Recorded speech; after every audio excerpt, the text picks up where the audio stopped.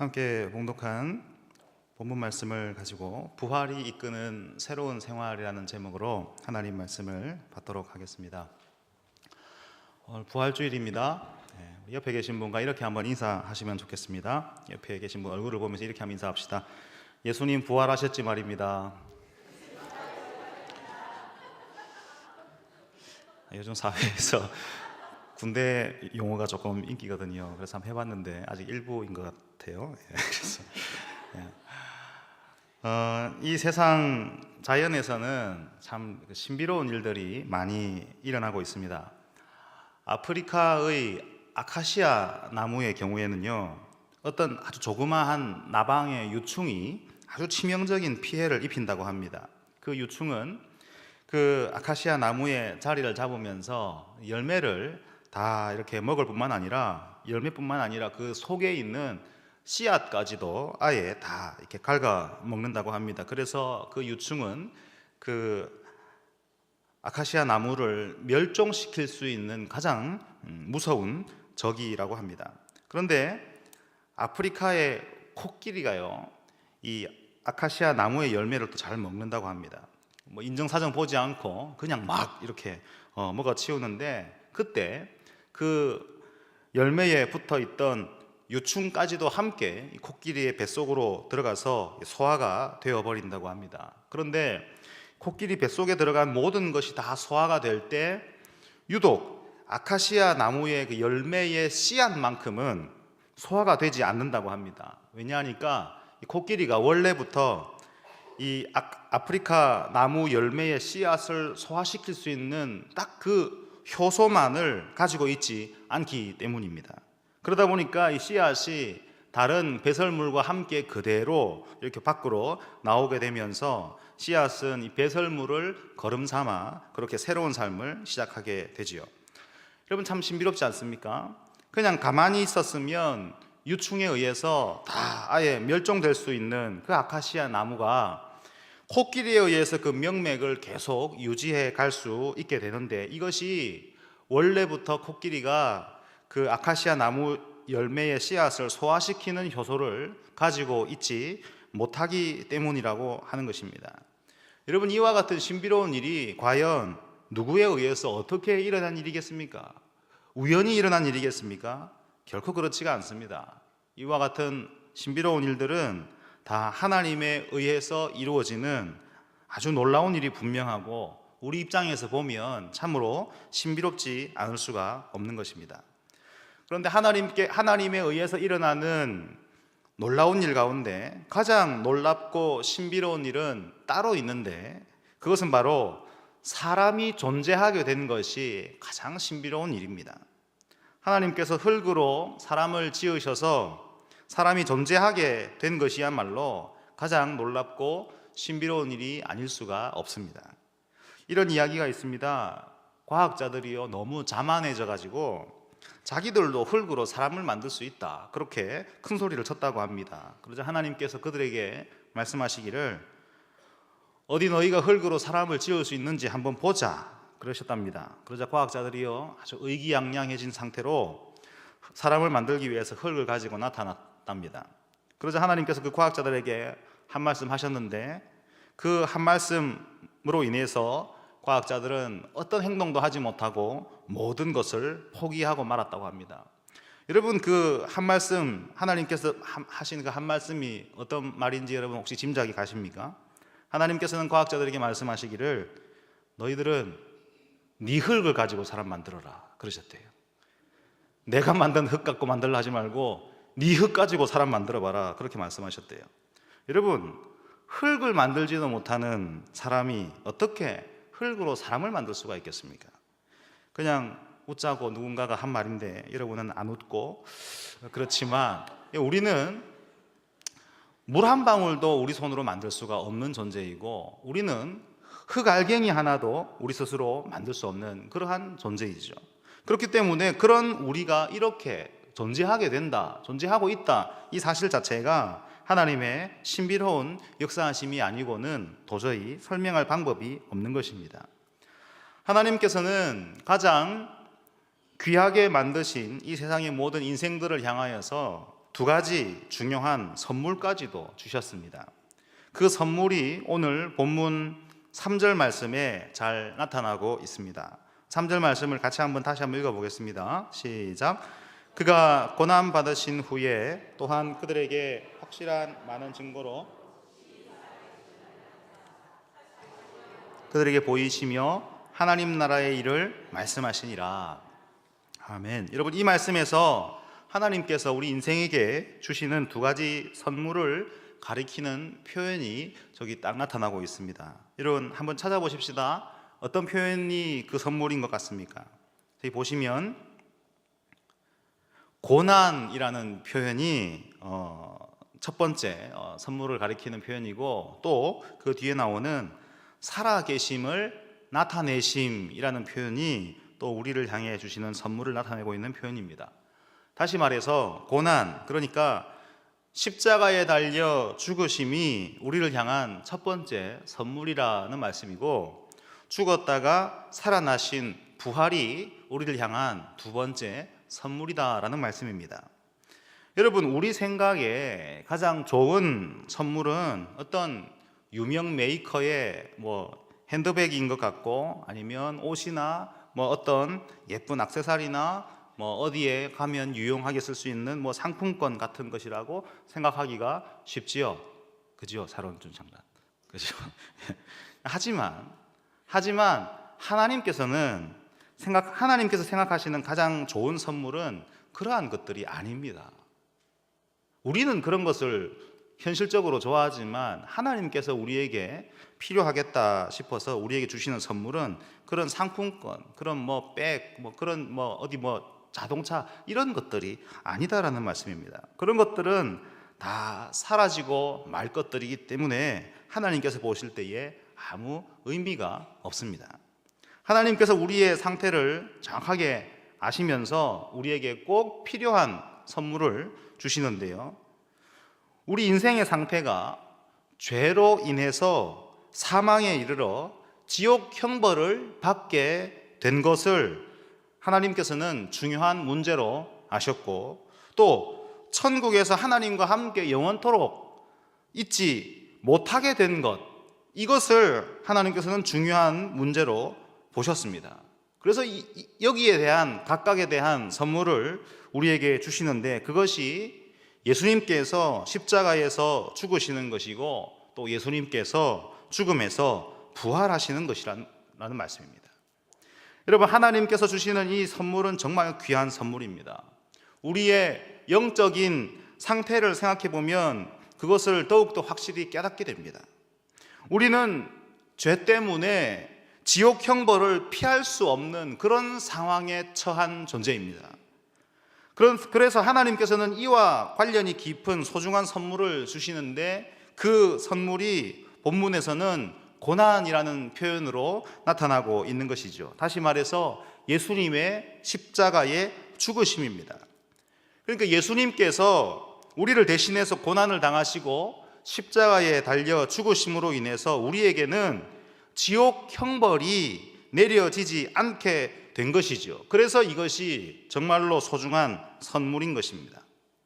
하나님께서 우리에게 주시는 또 하나의 선물이 있는데, 이 선물이 본문에서는 살아계심을 나타내심이라는 표현으로 나타나고 있습니다.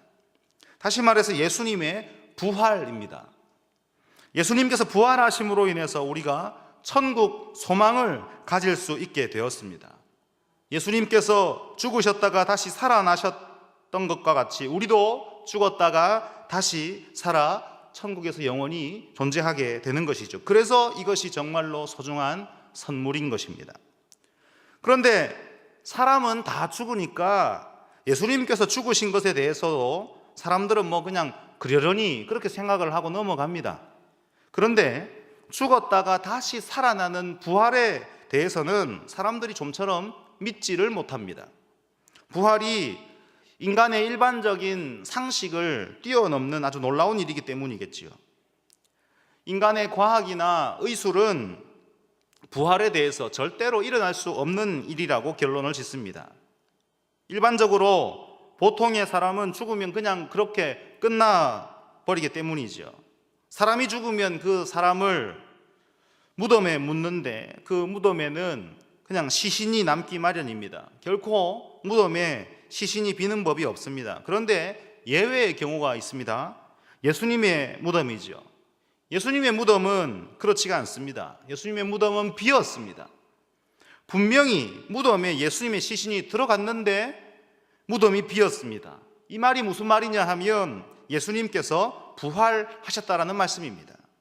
이는 분명한 사실입니다. 그런데 이에 대해서 절대 다수의 사람들이 믿음을 가지질 못하고 있는 것입니다. 세상이 이렇게 반응하기 때문일까요? 예수님께서는 부활에 대해서 3절 말씀과 같이 확실한 많은 증거를 나타내셨습니다. 부활에 대한 증거가 있다라는 말씀입니다. 오늘 이 예배에 참석하신 분들은 예수님의 부활을 믿으시는 줄로 믿습니다. 그렇다면 부활을 믿는 여러분들은 무엇을 통해서 부활을 믿으십니까? 예수님께서는 확실한 많은 증거로 친히 살아계심을 나타내사 그렇게 말씀하시면서 그 뒤에 40일 동안 그들에게 보이시면서 하나님 나라의 일을 말씀하셨다라고 이 내용을 언급하고 있습니다. 예수님께서는 승천하시기 전에 제자들에게 나타나셔서 부활하신 증거로 못 박히셨던 손과 발을 보이셨다라는 말씀입니다.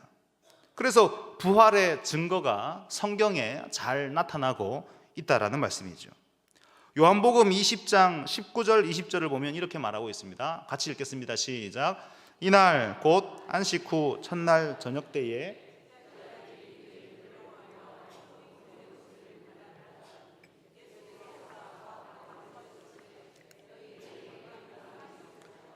이 말씀을 하시고 손과 옆구리를 보이시니 제자들이 주를 보고 기뻐하더라.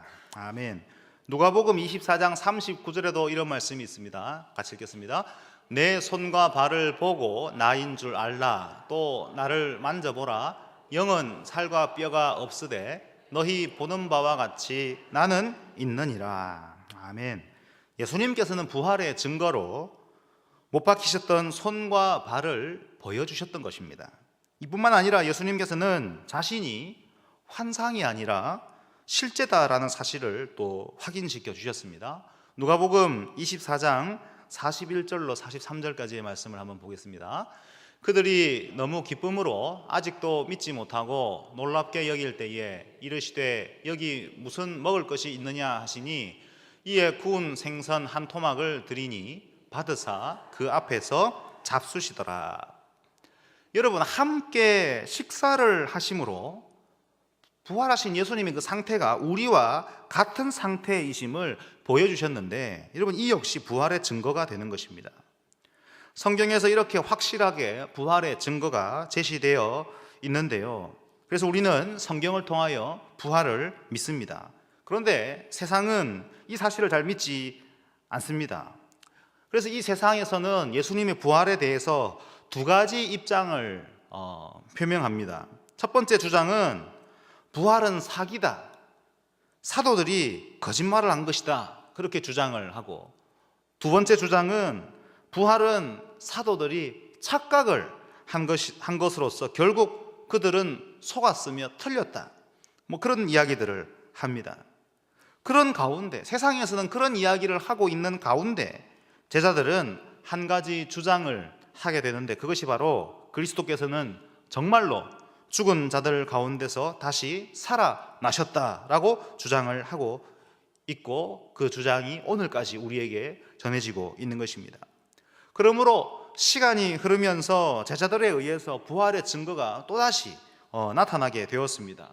그래서 인류의 역사 가운데 예수님의 부활을 입증할 만한 구체적인 증거가 되는 일들이 또 많이 나타나게 된 것입니다.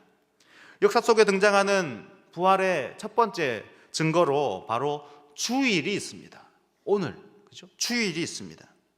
수천 년 동안 히브리 민족은 안식일 교리를 중요하게 고수해 왔습니다. 그러니까 일, 월, 화, 수, 목, 금, 토에서 이 토요일이 되는 안식일을 그들은 중요하게 고수해 왔죠. 일주일의 마지막 날이 그들에게는 예배하는 날이었습니다. 그런데 유대인이면서 초기 기독교인이 된 그런 사람들은요, 예배하는 날을 일주일의 마지막 날에서 첫째 날로 바꾸었습니다. 그들은 어째서 오래도록 고수해 오던 그 안식일 교리를 폐기했을까요? 그것은 바로 일주일의 첫째 날에 정말로 무슨 일이 있었기 때문입니다. 그날에는 예수 그리스도께서 죽은 자 가운데서 부활하신 사건이 있었지요. 그리스도께서 제자들에게 나타나신 날도 바로 그 주의 첫째 날이었고, 성령께서 오순절에 교회에 부어졌던 날도 그 주의 첫째 날이었습니다. 그래서 더 이상 안식일이 그들에게 의미가 있는 중요한 날이 아니라 주일이 중요한 날로 자리 잡게 된 것입니다. 사람들이 예배하는 날을 안식일에서 주일로 변경한 것은 주일에 놀라운 일이 있었다라는 말인데, 그 일은 바로 예수님의 부활이라는 사실이지요. 그래서 교회가 주일을 지킨다라는 것이 부활의 증거를 지금 경험하고 있다라는 말인 것입니다. 우리가 주일에 예배드리지 않습니까? 이것은 부활을 우리가 믿기 때문이고, 부활이 확실하다라는 사실을 우리 스스로 믿기에 오늘 이렇게 예배를 드리는 것이지요. 역사 속에 등장하는 부활의 두 번째 증거는 바로 부활절입니다. 유대인들은 오랫동안 유월절을 중요하게 지켰습니다. 유월절은 유대 역사상 가장 중요한 사건을 기억하기 위해서 지켜지던 중요한 절기였습니다. 그런데 유월절이 유대인이면서도 초기 기독교인이 된 그 사람들은요, 부활절을 기념하기 위해서 유월절을 포기했습니다. 그 정도로 부활을 확신했던 것입니다. 그래서 그들은 부활절에 서로에게 이렇게 인사를 했다고 합니다. 먼저 인사하는 사람이요, 그리스도가 다시 살아나셨습니다, 그렇게 인사하면 그 인사를 받는 사람은 화답으로 그리스도가 정말 다시 살아나셨습니다, 그렇게 서로 인사를 했다고 합니다. 우리 이 시간 같이 한번 해볼까요? 옆에 계신 분 바라보면서 눈치로 내가 먼저 할게 신호를 주시고 먼저 한 분이 해보겠습니다. 그리스도가 다시 살아나셨습니다. 시작. 그러면 반대분은 이렇게 합니다. 그리스도가 정말 다시 살아나셨습니다. 시작. 그러므로 교회가 부활절을 지킨다라는 것이 부활의 증거가 확실하다라는 이 사실을 우리가 오늘 기억하며 나가야 하겠습니다. 여러분, 역사 속에 등장하는 부활의 세 번째 증거가 있는데, 그것은 바로 기독교 미술입니다. 1세기 때 교회가 로마의 핍박을 받으면서 땅속으로 들어가서 카타콤이라는 곳에서 생활을 하게 되었는데요, 그 카타콤을 지금 시간이 흘러서 다시 확인해 보면 그 안에는 이런저런 그림들이 벽에 새겨져 있는 것을 확인하게 됩니다. 그런데 그 그림들이 다 어떤 그림들이 많으냐 하면 그리스도의 부활을 묘사한 그러한 그림들이 많습니다. 그들은 무슨 말이냐 하면 고통을 당하면서 부활을 확실히 믿고 소망했다라는 사실입니다. 그래서 교회가 고통 중에 부활을 소망하면서 그림으로 그 소망을 표현해 놓았다라는 것이 한두 점도 아니고 엄청나게 많다라는 것이 이게 확실한 부활의 증거가 된다라는 사실입니다. 초기 기독교인들은 부활의 증거를 통해서 그리스도의 죽음뿐만 아니라 부활을 확실히 믿었습니다. 그래서 환난 중에서도 소망을 잃지 않고 기뻐하면서 기회가 되는 대로 복음을 열심히 전하며 살았습니다. 우리도 우리를 향한 그리스도의 죽음을 믿으면서 지옥의 형벌로부터 우리는 안전하다라는 것을 믿으며 살아가야 하겠습니다. 더불어서 그리스도의 부활을 믿으면서 천국 소망을 가지고 어려운 형편 속에서도 소망을 잃지 않고 기뻐하면서 이 복된 소식을 전하며 살아야 하겠습니다. 왜냐하면 부활의 증거가 이렇게 많기 때문입니다. 여러분, 확실히 기억하십시오. 예수님의 죽으심은 우리에게 지옥의 형벌이 임하지 않도록 막으신, 다 해결하신 그러한 선물에서의 역할이 크고, 예수님의 부활하심은 우리로 하여금 천국 소망을 가질 수 있도록 이끄시는 그러한 성격의 선물이 크다라는 사실입니다. 부활에 대한 증거가 참으로 확실하다라는 이 사실은 현대에서도 계속 입증되고 있습니다. 사이먼 그린리프라는 사람이 있었습니다. 하버드대 법대 교수입니다. 그는 세계 역사에서 법적 증거에 대해서는 최고의 권위자로 불리는 사람입니다. 그는 예수님의 부활에 대해서도 관심을 갖고 모든 증거법들을 다 이렇게 집중적으로 부활에 적용해서 살펴본 후에 한 가지 결론을 내렸습니다. 그가 내린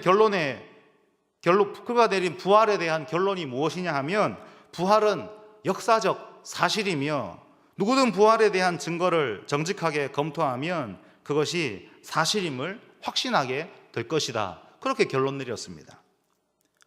부활에 대해 부정적인 입장을 가지고 부활이 거짓이다라는 것을 밝혀 보려고 노력하던 사람도 있었습니다. 프랭크 모리슨이라는 사람이 있었는데 영국의 변호사였고 예수님의 부활을 부인하는 그런 책을 쓰기 시작했습니다. 그런데 모리슨은요, 책을 쓰기 위해서 자료를 수집해서 검토하기 시작했는데, 그러면서 부활의 증거가 너무나도 압도적인 것이다라는 것을 느끼게 되었습니다. 그래서 그는 그 책을 쓰면서 도리어 예수님의 부활이 사실임을 증명하는 쪽으로 책의 방향을 바꿔서 써나갔습니다. 그래서 예수님을 믿는 신자가 되었습니다.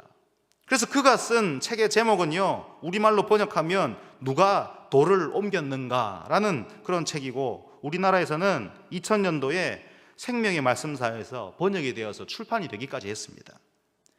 예수님의 부활이 거짓이다라는 사실을 밝히려고 이렇게 도전했던 사람으로 유명한 사람이 또 있는데, 루 윌리스라는 사람입니다. 그는 그리스도의 신성과 부활이 틀렸음을 입증하는 책을 쓰기 시작했는데, 써나가다가 결국에는 그리스도의 신성과 부활을 지지하는 아주 유명한 책을 쓰게 되고 말았습니다. 그가 남긴 책이 그리스도의 이야기라는 책이고, 이 책이 원작이 되어서 영화로 만들어졌는데 그 영화가 바로 벤허입니다. 부활은 이처럼 성경 자체의 증거와 역사를 많이 이렇게 증거로 가지고 있습니다. 그래서 우리는 부활을 확실한 사실로 믿어야 합니다. 그런데 주님께서는 과연 무엇 때문에 부활에 대해서 이렇게 확실한 증거들로 이렇게 이 사실을 뒷받침하시는 것일까요? 왜냐하면 부활을 믿는 자가 살아야 할 삶이 있기 때문입니다. 부활을 믿는 자가 살아야 할 삶이 있기 때문에 부활이 확실하다라는 것을 이렇게 많은 증거로 입증하고 계신 것입니다. 여러분, 부활을 믿는 자가 살아야 할 삶은 어떤 삶일까요? 이 부분을 알기 위해서 부활하신 예수님은 제자들에게 어떤 말씀을 하셨는지를 잘 살펴봐야 합니다. 부활하신 예수님께서는 제자들에게 어떤 말씀을 하셨느냐 하면 3절 말씀 끝에 보니까 하나님 나라의 일을 말씀하시니라, 그렇게 말하고 있습니다. 예수님께서 처음 공생의 사역을 시작하실 때에 무슨 말씀을 하셨는지 기억이 나십니까? 마가복음 1장 15절을 보면 예수님이 처음 공생애를 시작하실 때 하신 말씀인데, 그 말씀 보면 이르시되 때가 찼고 하나님의 나라가 가까이 왔으니 회개하고 복음을 믿으라 하시더라, 그러셨습니다. 이 말씀을 시작으로 예수님은 사역을 해나가기 시작하셨습니다. 그러니까 예수님께서는 처음부터 하나님 나라에 대하여서 말씀하셨는데, 이제 승천하실 때까지도, 그러니까 마지막까지도 하나님 나라를 지금 말씀하고 계시다라는 말입니다. 예수님께서 말씀하신 하나님의 나라는 지상에서 어떤 정치적이거나 군사적인 왕국을 세우는 것을 뜻하는 것이 아닙니다. 이 하나님의 나라는 개인의 삶과 어떤 그가 누리는 모든 문화 전체를 하나님의 뜻을 중심으로 해서 변화시키는 것이 하나님 나라의 주된 움직임입니다. 그래서 여기에서의 하나님의 뜻의 핵심은 바로 예수님이죠. 그래서 하나님 나라는 살아있는 동안에 그 삶을 예수 중심적으로 변화시켜 살아가는 것이 가장 중요한 부분이 되는 것입니다. 그렇게 살다가 이 땅에서의 삶을 마칠 때에는 완전한 하나님 나라로 들어가서 주님과 영원토록 함께 사는 것이 하나님 나라를 말씀하신 주님의 뜻이지요. 주님께서는 이 말씀을 부활하신 후에 승천하시면서 다시 말씀하셨는데, 이렇게 하셨다라는 것은 부활을 믿는 모든 자들이 이 말씀을 위해서 살아가야 한다는 것을 지금 강조하시는 것입니다. 부활을 믿는 우리는 이 땅을 살아가면서 어떤 삶을 살아야 하느냐 하면 하나님 나라의 일을 위한 그런 삶으로 변화되어서 살아가야 하는 것입니다. 예수님께서 죽으시고 부활하신 것은 마치 하나님 나라의 일을 위한 모든 영적인 공사가 다 이루어진 것과 같은 그런 말입니다. 이제 믿는 자들은 예수님께서 이루신 이 놀라운 일을 경험하면서 하나님 나라의 일을 이루어가는 그런 삶을 살아가야 합니다. 하나님 말씀 중심의 삶을 살아가야 하고 예수 중심의 삶을 살아가야 하는 것입니다. 이전까지는 그런 삶을 살지 않았다 하더라도 이제부터는 그런 삶을 살아가야 하는 것입니다. 그렇다면 어떻게 해야 하나님 나라의 일에 힘쓰는 새로운 삶을 살 수 있을까요? 어떻게 해야 세상 나라의 일을 위한 삶을 살아가던 우리에게 변화가 일어나서 하나님 나라의 일을 위해서 살아갈 수가 있겠느냐라는 말입니다. 예수님께서는 이에 대해서 4절 말씀을 말씀하여 주셨습니다. 4절 같이 읽겠습니다. 시작. 사도와 함께 모이사 그들에게 분부하여 이르시되 약속하신 것을 기다리라. 여러분, 아버지께서 약속하신 것은 무엇입니까? 이것은 바로 성령입니다. 그러므로 성령을 받아야, 성령이 오셔야 변화된 삶을 살 수 있다라는 말씀입니다. 제자들이 부활을 믿었다고 해서 곧바로 변화된 삶을 산 것이 아니었습니다. 물론 개인적인 기쁨이야 있었습니다. 그런데 하나님 나라의 일을 위해서 살아가는 그러한 모습은 처음에는 잘 나타나지 못했습니다. 그냥 제자들은 여전히 겁먹고 도망다니고 숨어 지내던 그런 자들이었는데 어느 순간 내적인 변화가 되면서 하나님 나라의 일을 하다가 나중에는 순교까지 하는 자들로 다 되었지요. 그 결정적인 계기가 무엇이냐? 그 어느 순간이 과연 언제였느냐 하니까 바로 성령께서 임재하시고 나서부터 변화된 것이죠. 성령께서 오시자 제자들은 예수님의 죽으심과 부활에 대해서 정말 확신하게 되면서 하나님 나라의 일에 온전히 헌신할 수 있게 된 것입니다. 성령께서 오시자 제자들은 진정 마음 깊은 곳에서부터 변화가 일어나서 하나님 나라의 일에 자신의 삶을 모두 내어놓을 수 있게 되었던 것입니다. 사도들과 초기 기독교인들은 부활을 믿으면서 하나님 나라의 일과 관련이 깊은 그런 삶을 살게 되면서 순교까지 하게 되었습니다.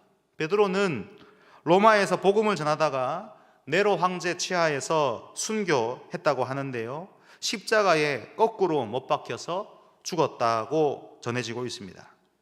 나머지 제자들도 다 각기 다른 지역으로 가서 복음을 전하다가 십자가에 달리거나 아니면 참수형을 당하거나 아니면 돌에 맞거나 아니면 창에 찔리거나 아니면 화살에 맞아서 순교했습니다.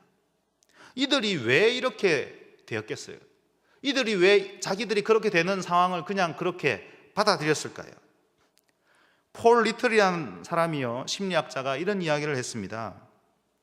실제로는 사실이든 아니든 간에 사람들은 자기가 사실이라고 믿는 것을 위해서는 죽을 수 있다. 그러나 자기가 거짓이라고 알고 있는 것을 위해서는 죽지 않는다. 그렇게 이야기했습니다. 사람을 많이 만나보고 그 마음에서의 어떤 이런 부분들을 연구해 본 결과 이런 말을 하는 거예요. 실제이라면, 자기가 실제라고 확실히 안다면 그것을 위해서 죽을 수 있지만 거짓이라고 알고 있는 부분에 대해서는 결코 죽지 않는다. 사람은 그렇다라고 이야기를 한 것입니다. 그렇다 하면 사도들은 예수님의 부활에 대해서 어떠했다라는 말입니까? 부활을 전하면서 죽기까지 했어요. 그러면 그들이 예수님의 부활은 사실은 거짓인데 이렇게 생각했다면 그들은 못 죽지요. 그러나 그들이 순교의 지경까지 갈 수 있었던 것은 예수님의 부활이 확실한 사실임을 그들이 믿고 흔들리지 않았기 때문임을 입증해 주고 있는 그런 사실이 된 것입니다. 그러므로 오늘 우리의 삶은 어떤 삶이 되어야 하는지를 오늘 말씀을 통해서 우리는 확실히 확인하게 됩니다. 여러분, 예수님의 고난과 부활을 믿는 자들은 그 삶이 하나님 나라의 일을 위한 삶으로 변화되어야 합니다. 다시 한번 말씀드립니다. 예수님의 고난과 부활을 믿는 자들은요, 이제 그 삶이 하나님 나라의 일을 위한 삶으로 변화되어야 합니다. 이렇게 변화되는 데는 성령께서 크게 역사하셔야 되는 것인 줄 알고 우리는 성령 하나님께 간절히 구하며 그렇게 살아가야 합니다. 여러분, 우리가 초점을 맞추고 살아가고 있는 일은 어떤 일들입니까? 여러분, 어떤 부분에 많은 에너지를 집중하고 어떤 부분에 많은 관심을 쏟으면서 살아가고 계십니까? 우리는 이 땅의 가치인 돈을 쫓거나 명예를 쫓는 것이 아니라 하나님 나라의 일을 쫓는 그런 삶을 살아야 합니다. 왜냐하면 부활을 믿는 사람들이기 때문입니다. 부활의 증거를 마음에 간직하고 성령의 역사를 힘입으면서 우리는 새로운 삶을 향해서 나아가야 하는데, 그 새로운 삶이란 하나님 나라의 일을 추구하는 삶인 것입니다. 그러므로 우리가 살고 있는 이 시대는 성령께서 오신 시대이지요. 또 예수를 구주로 믿는 사람에게는 성령이 임하신 줄 우리가 믿습니다. 그러므로 우리는 말씀과 기도를 통해서 부활이 이끌고 있는 그 새로운 삶을 향해서 나아가고 그 새로운 삶을 살아갈 수가 있는데, 그 삶은 바로 하나님 나라의 일을 추구하는 삶인 것입니다. 함께 예배드리는 우리 모든 성도 여러분, 여러분의 가정에서 하나님 나라의 일을 추구해 가시기를 주님의 이름으로 축복합니다. 세상의 일에 힘쓰는 자신의 모습을 발견할 때마다 멈추시고 여러분 가정에서 하나님 나라의 일에 힘쓰시기를 축복합니다.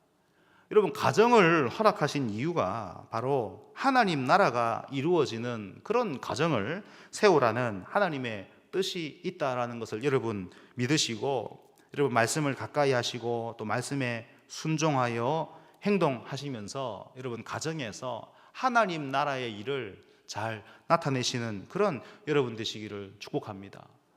가족들이요, 야, 놀랄 정도로 우리 엄마 왜 이러지? 우리 아빠 왜 이러지? 아니면 어른들이 우리 애들이 왜 저러지? 할 때에 그 비결이 뭐냐?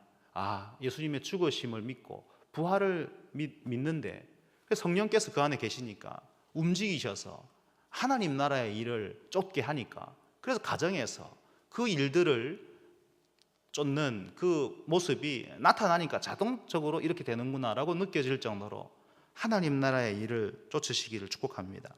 함께 예배드리는 모든 성도 여러분은 사회에서도 하나님 나라의 일을 이루어 나가시기를 주님의 이름으로 축복합니다.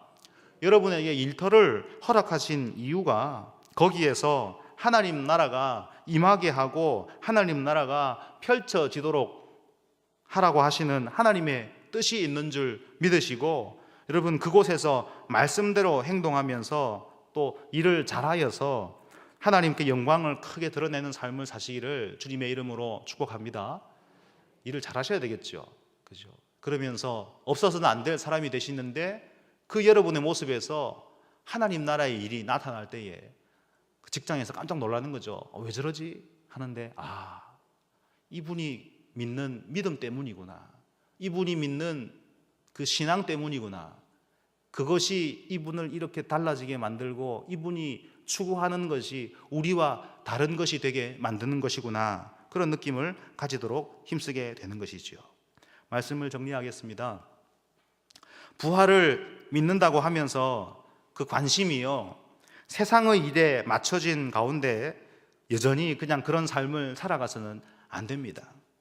부활을 믿는 사람이기 때문에 우리의 관심이 하나님 나라의 일에 맞춰진 가운데 우리의 삶을 살아가야 합니다. 이 말씀 여러분 잘 기억하시고 성령을 의지하면서 이 복된 새로운 삶을 잘 살아가시는 귀한 성도님들 다 되시기를 주님의 이름으로 축복합니다.